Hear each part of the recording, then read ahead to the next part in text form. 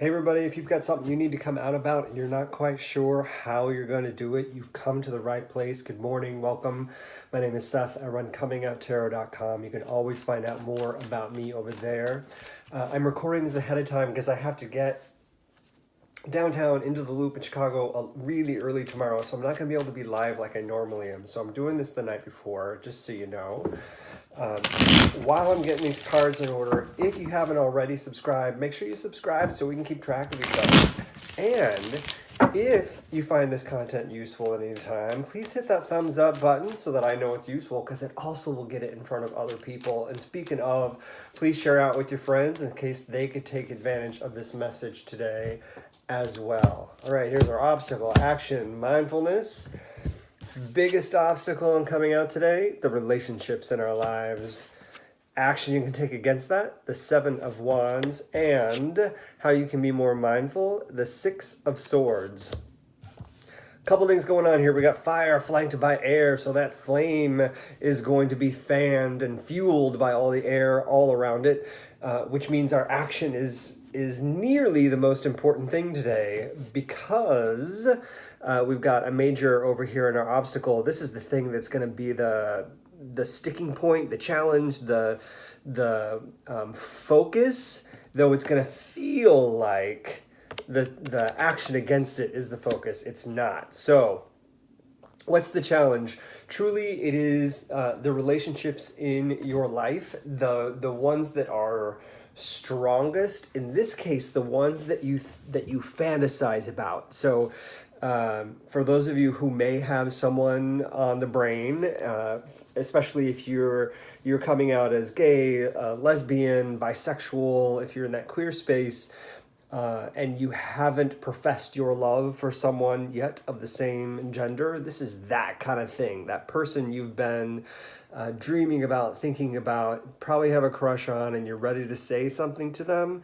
This is the biggest challenge of coming out. In fact, it's usually the reason most people come out because they have fallen in love and they want to share that with the other people in their lives. In this instance, you haven't even told the person that you love them. And so that's the biggest challenge. So how do you get around that?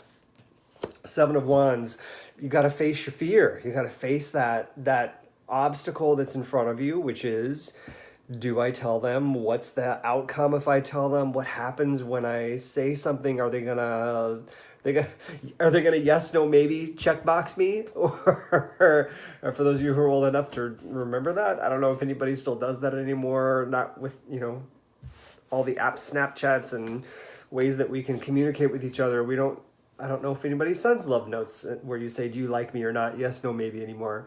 Anyway, it's that kind of thing. So it's standing up and putting yourself out there and saying, I've got something to offer, and I'm curious to see if you're interested in being a part of that.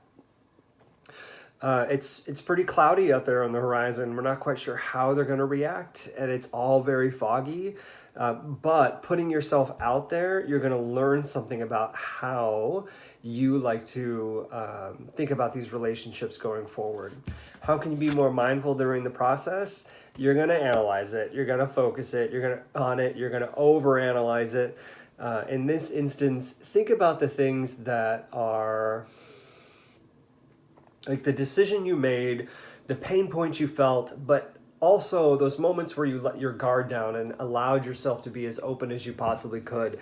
Try and envision each one of those after you've taken that moment and shared with the other person what you think and how you feel.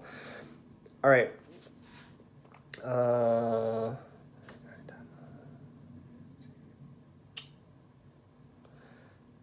Right path kind of stuff, life-changing kind of stuff.